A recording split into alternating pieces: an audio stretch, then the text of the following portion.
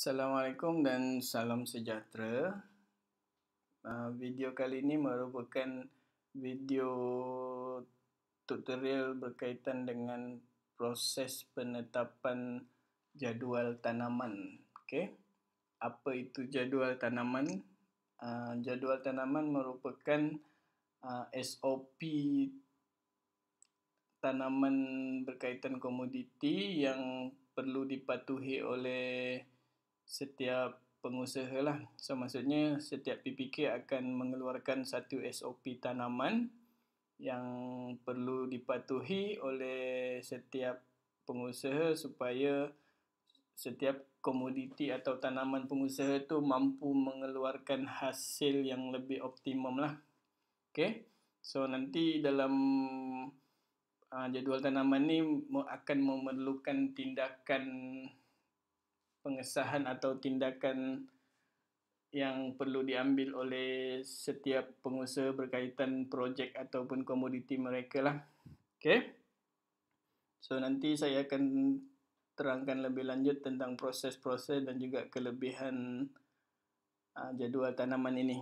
Okay, apa yang penting, jadual tanaman ni hanya boleh didaftarkan oleh pegawai teknikal tanaman yang didaftarkan oleh PPK masing-masing lah. So maksudnya setiap PPK akan ada pegawai khas yang bertindak sebagai pegawai teknikal tanaman lah. So maksudnya pegawai teknikal tanaman ni merupakan seorang yang pakar berkaitan tanaman komoditi tertentu dan juga dia bertanggungjawab berkaitan dengan permasalahan komoditi lah, sebab dalam sistem ni bukan sahaja ada jadual tanaman, malah dia ada tentang laporan isu-isu tanaman berkaitan kawalan perosak dan juga penyakit tanaman lah. So benda-benda tu akan dikendalikan oleh pegawai teknikal setiap PPK lah.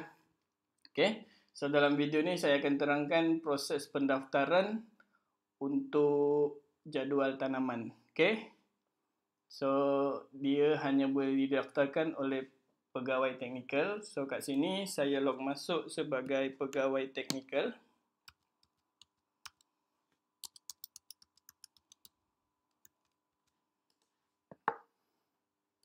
Okay, so kalau tuan-tuan perasan, halaman akaun untuk pegawai teknikal ni dia berbeza dengan halaman profil yang lain lah, seperti pengurus besar, pengurus projek, kerani projek yang dan lain-lain tu dia berbeza sedikit dengan pegawai teknikal. Kenapa dia berbeza? Sebab kebanyakan pegawai teknikal yang dilantik oleh PPK merupakan bukanlah staf PPK itu sendiri. So bermaksud terdapat rekod-rekod yang tidak perlu diketahui oleh pegawai teknikal seperti proses jual beli, berapa keuntungan PPK, berapa keuntungan pengusaha tu adalah kita panggil privacy untuk PPK dan juga pengusaha. So benda tu akan dihalang dari dipaparkan kepada pegawai teknikal ni lah. So tujuan ataupun tugas utama pegawai teknikal ni hanyalah lebih kepada tentang laporan permasalahan kepada komoditi yang dihadapi oleh setiap pengusaha lah. So tu tujuan mengapa kita asingkan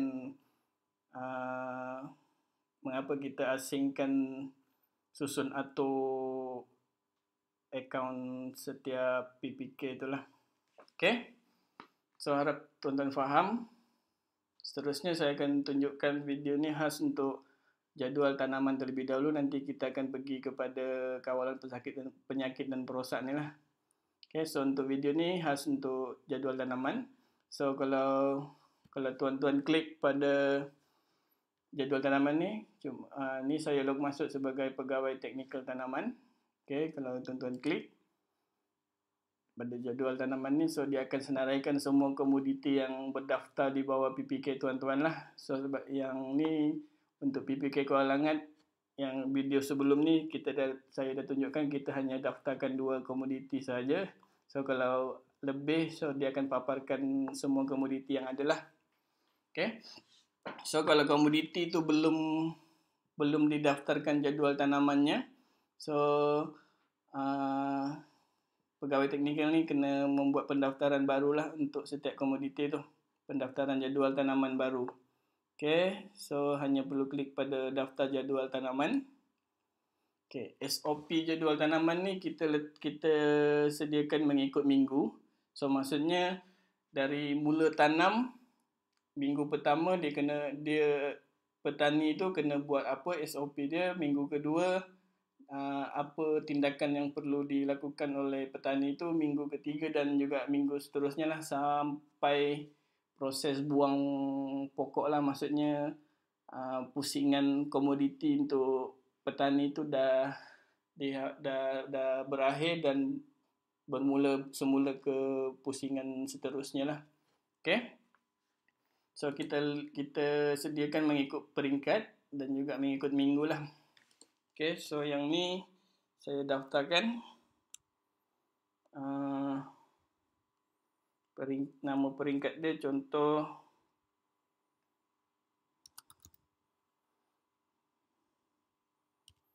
membaja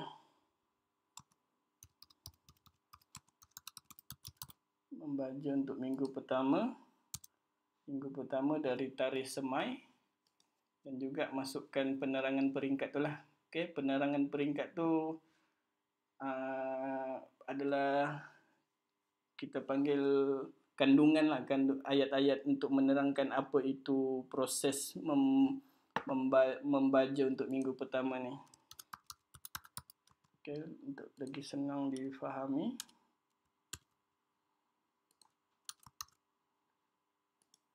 Okay, contoh yang sini saya masukkan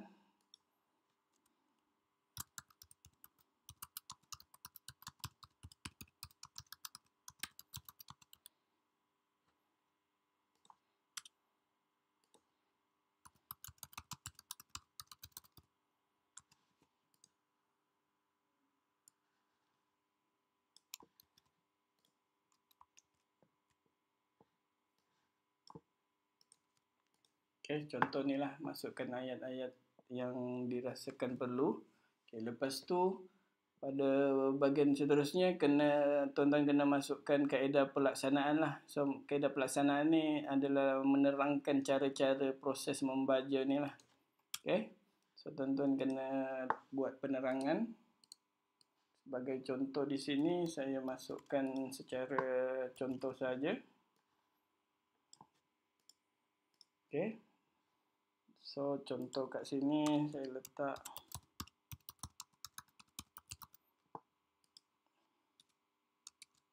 langkah pertama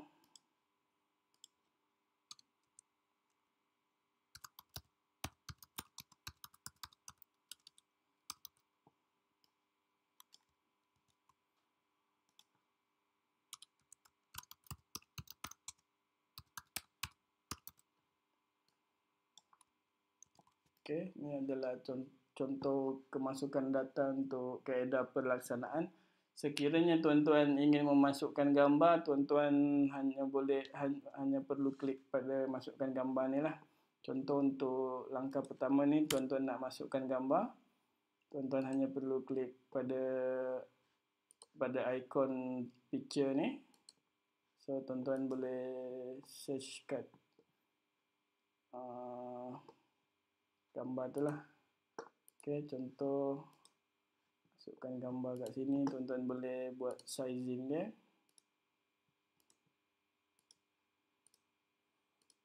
Okay, so selain itu tuan-tuan juga boleh memasukkan video dalam mana-mana ruangan ni lah. Yang penting kat sini pun tuan-tuan boleh masukkan gambar ataupun video sama, dan juga kat sini. Contoh untuk seterusnya ni saya masukkan video kat sini. Okay, video tuan-tuan boleh ambil daripada YouTube lah. Okay, sebagai contoh tuan-tuan pergi ke YouTube. Kalau ada,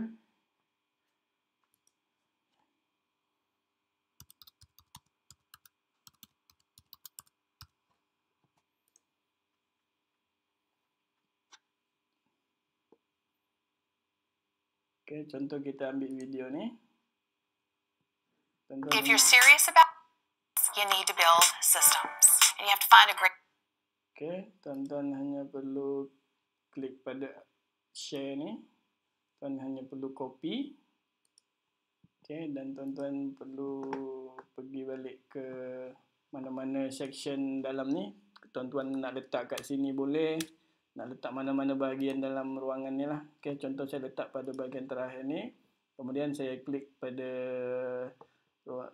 ikon video ni dan saya masukkan URL video tadilah. Yang ni kat share. Tuan-tuan copy link ni dan tuan-tuan masukkan kat dalam ni. Okey, lepas tu tuan-tuan hanya perlu klik insert video lah. Okey. So dia akan paparkan kat sini. Okey. So bila dah selesai, semua dah dimasukkan. Okey, tuan-tuan hanya tinggal klik daftar. Okey, so untuk cili merah, jadual tanaman dia untuk minggu pertama adalah proses membaja. So tuan-tuan perlu masukkan data seterusnya lah. Okey. So yang ni tuan-tuan masih boleh buat pengemas kinian jika perlu, ataupun tuan-tuan boleh hapuslah data ni. Okey, so maksudnya tuan-tuan kena masukkan data seberapa banyak minggu yang diperlukanlah mengikut SOP masing-masing. Okey, so ni saya kemas kini balik. Ada tersilap ejaan.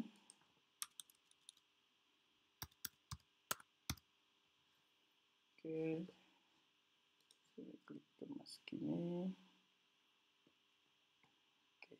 So kalau tuan-tuan pergi ke halaman ni, dia dah berubah. Kalau data jadual tanaman kosong, dia kena klik daftar jadual tanaman. Kalau data dah ada, papar jadual tanaman. Tuan-tuan klik. So yang seterusnya lah. So untuk seterusnya tuan-tuan boleh masukkan klik daftar untuk ni lah.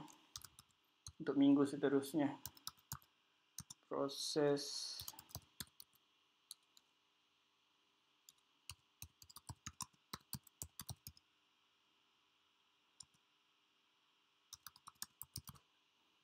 dan minggu kedua. Okey, so tuan-tuan boleh masukkan maklumat.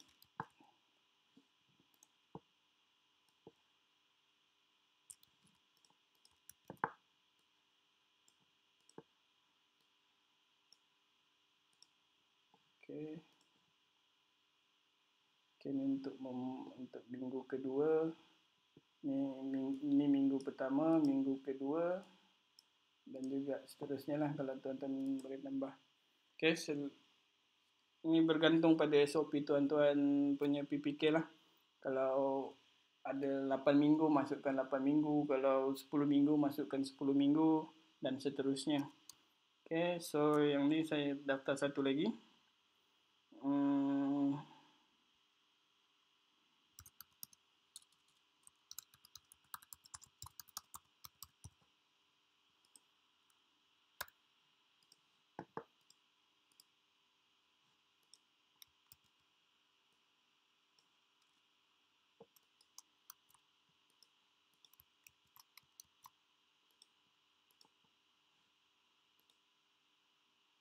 Okey. Proses meracun. Okey, so data ni dah dimasukkan. Contohlah untuk cili merah ni saya masukkan 3 minggu saja. So data ni dah dimasukkan dan kalau tuan-tuan pergi ke projek ahli tu, mana yang berkaitan dengan cili merah, tuan-tuan klik pada mana-mana projek yang berkaitan cili merah. Contoh untuk Encik Amirul ni, projek cili fertigasi Kampung Ganu. Okay.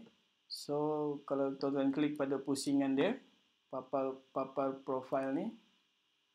Okay. So dia punya rekod jadual tanaman dia ada akan disenaraikan barulah kat sini. So tindakan dia akan dipaparkan juga kat sini. So maksudnya nanti bila masuk contoh kat sini, bila tarikh, sistem akan tahu tarikh bila berdasarkan setiap minggu ni, setiap jadual tanaman ni sistem akan kira berdasarkan bila dia mula tanam lah. Okay?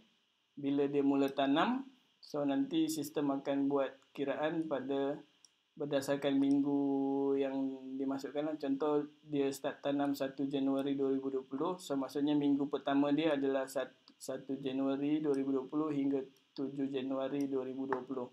So yang sini dia rekod tindakan dia tiada sebab tarikh dah melepasi minggu ni lah. Okay? Andai katalah contoh minggu kedua ni adalah minggu masuk baru, minggu yang akan berlaku nanti.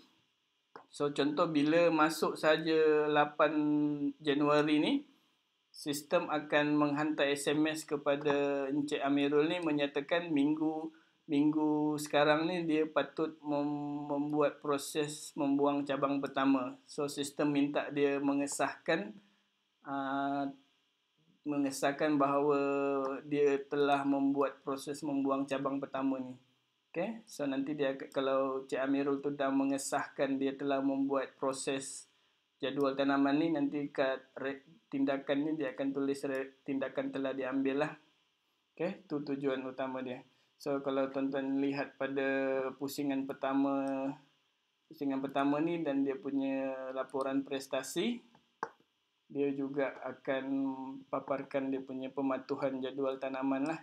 So contoh minggu pertama ada tak dia ambil tindakan untuk membaja, minggu kedua dia telah mengambil tindakan untuk membuang cabang pertama dan seterusnya lah, bergantung pada SOP jadual tanaman tuan-tuan. Okay, so proses pendaftaran jadual tanaman lebih kurang seperti itu.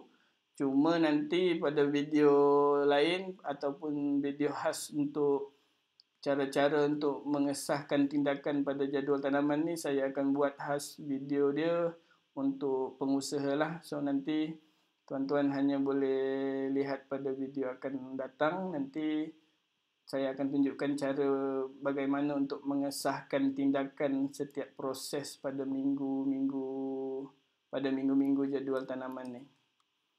Okay, itu saja. So just nak tunjuk kalau Encik Amirul ni pun kalau dia log masuk ke akaun dia, contoh saya masuk sebagai Encik Amirul.